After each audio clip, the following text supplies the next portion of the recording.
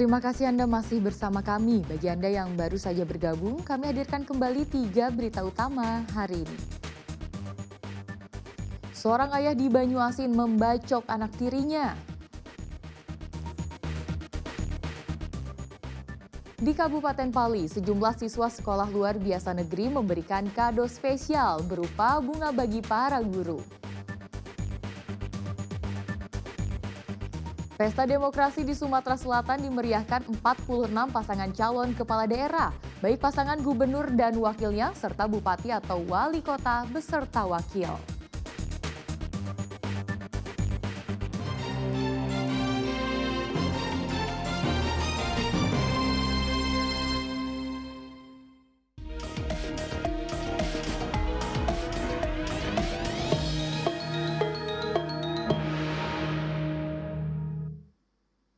Seorang pria kepergok warga diduga hendak bagikan uang untuk memilih salah satu paslon wali kota dan calon wali kota di Lubuk Linggau. Bawaslu Sumatera Selatan menyatakan telah melakukan pemeriksaan terkait dugaan politik uang. Ini anak, laporkan lagi. Ini bagi-bagi duit ya. Seorang pria mengenakan pakaian berwarna coklat ini dipergoki warga saat diduga hendak membagikan uang untuk memilih salah satu pasangan calon wali kota dan wakil wali kota Lubuk Linggau. Kau lapor bu kau. Ini saksinya dua benar. Enggak, lapor. Peristiwa ini terjadi di Kelurahan Puncak Kemuning, Kecamatan Lubuk Linggau Utara pada Minggu pagi saat memasuki masa tenang. Menanggapi hal ini, Ketua Bawaslu Sumatera Selatan menyatakan telah melakukan pemeriksaan atas video yang beredar itu yang sudah dilaporkan warga setempat terkait dugaan politik uang. Sementara ini belum diketahui orang tersebut berasal dari pasangan calon nomor urut berapa. Apabila terbukti, sanksi administrasi hingga pidana dikenakan termasuk paslon yang bersangkutan akan didiskualifikasi.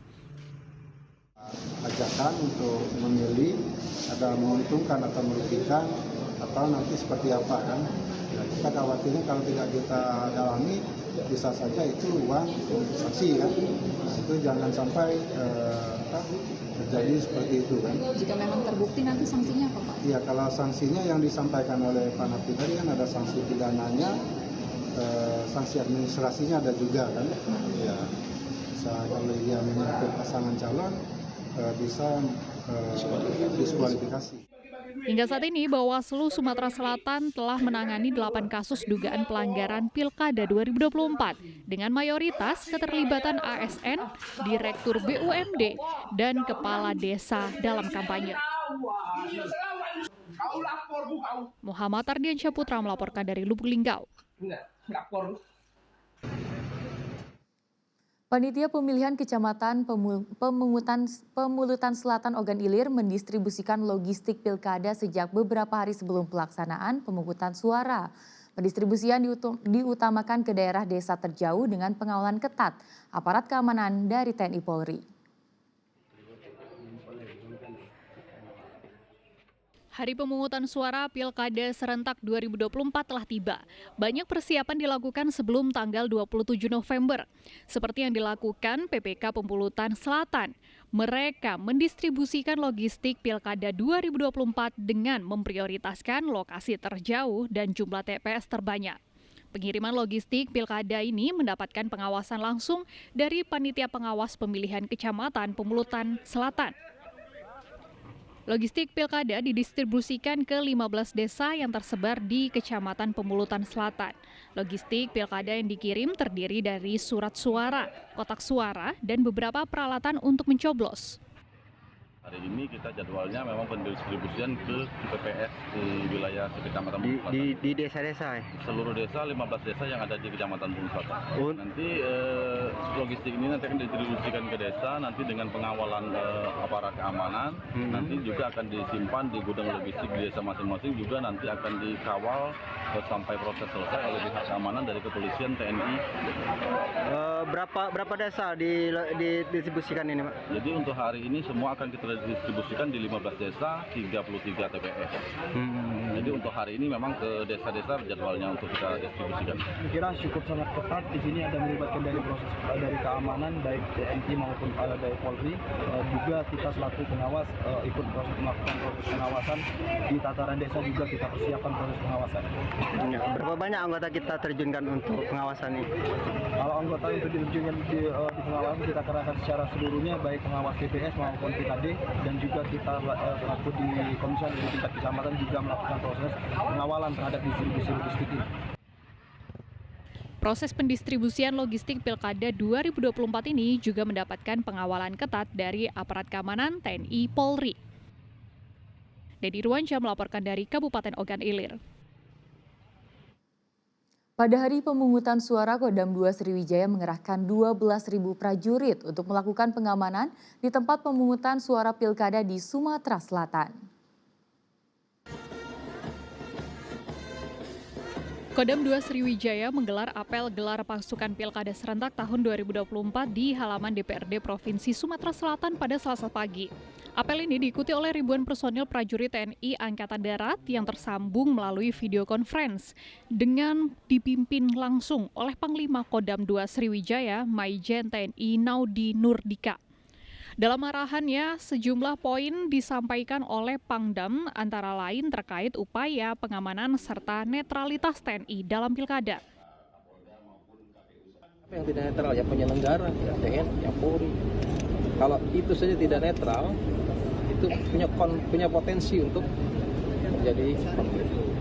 Oleh karenanya saya selaku komandan atau panglima di jajaran Kodam 2, saya tekankan kepada prajurit saya sendiri sebagai unsur pengamanan. Saya punya komitmen, kita semua punya komitmen untuk menjaga pesta demokrasi ini berjalan dengan kondusif, aman, lancar, sukses. Dalam pengamanan Pilkada serentak, Kodam 2 Sriwijaya menerjunkan 12.000 TNI untuk membackup KPU, Bawaslu, dan Polri melakukan pengamanan. Muhammad Ardiansyah Putra melaporkan dari Palembang.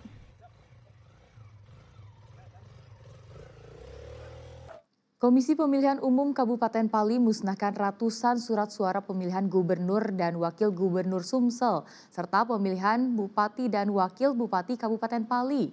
Pemusnahan surat suara ini untuk mencegah terjadinya pelanggaran atau kecurangan saat pemungutan suara.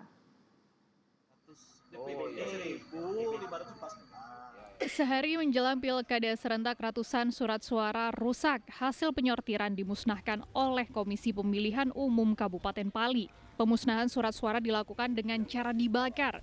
Pemusnahan disaksikan oleh perwakilan Bawaslu Kabupaten Pali dan unsur Forkopimda Kabupaten Pali. Surat suara yang dimusnahkan adalah surat suara yang tidak digunakan dan surat suara yang rusak. Surat suara yang rusak terdiri dari 246 surat suara untuk pemilihan gubernur dan wakil gubernur Sumatera Selatan, sedangkan untuk pemilihan bupati dan wakil bupati Kabupaten Pali surat suara rusak berjumlah 146 surat suara. Jadi jumlah untuk surat suara yang gubernur dan wakil gubernur yang kita musnahkan itu berjumlah 246 surat suara. Terus untuk jenis surat suara pemilihan bupati dan wakil bupati setelah dilaksanakan sortir lipat dan packing, yaitu untuk surat suara yang rusak untuk jenis pemilihan bupati itu 146 surat suara, dan untuk kelebihan setelah kita melaksanakan packing per TPS yaitu 124. Jadi total jumlah surat suara untuk jenis pemilihan bupati dan wakil bupati yang kita musnahkan itu 270 surat suara. Pemusnahan surat suara ini sebagai bentuk transparansi penyelenggara pemilihan kepala daerah Sumatera Selatan maupun Kabupaten Pali terhadap masyarakat. Pemusnahan surat suara yang rusak ini juga agar tidak menimbulkan opini negatif di tengah masyarakat. Dedi Ruansyah melaporkan dari Kabupaten Pali. Hari ini 27 November adalah pelaksanaan Hari Pemungutan Suara dalam pemilihan Kepala Daerah Serentak 2024 di sejumlah daerah di Indonesia, termasuk Sumatera Selatan.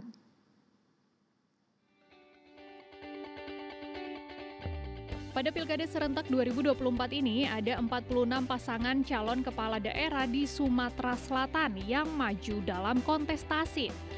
Mereka terdiri dari pasangan calon gubernur dan wakil gubernur, wali kota dan wakil wali kota, serta bupati dan wakil bupati. Daerah dengan 4 pasangan calon meliputi Kabupaten Muara Enim, Ogan Komering Ulu Selatan, dan Pali. Sementara daerah 3 pasangan bakal calon adalah Lahat, Musirawas Utara, Palembang, Pagar Alam, Prabu Mulih, Ogan Komering Ulu, Ogan Komering Ilir, Musirawas, Musi Banyuasin, Ogan Komering Ulu Timur, dan Lubuk Linggau. Namun di Kabupaten Ogan Ilir dan 4 Lawang, hanya terdiri 1 pasangan calon bupati dan wakil bupati yang mendaftar sehingga melawan kota kosong. Sementara untuk pemilihan calon gubernur Sumatera Selatan ada 3 kandidat yang masuk kontestasi. Nomor urut 1, Herman Deru Cikujang, nomor urut 2, Edi Santana Putra Rizky Aprilia, dan nomor urut 3, Mawardi Yahya R.A. Anita Nuring Hati. Tim Liputan melaporkan dari Palembang.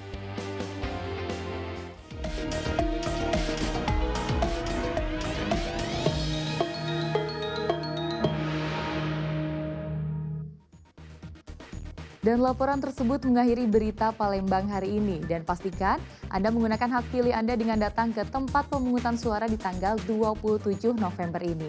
Atas nama rekan yang bertugas, saya Tia Nisa pamit. Sampai jumpa.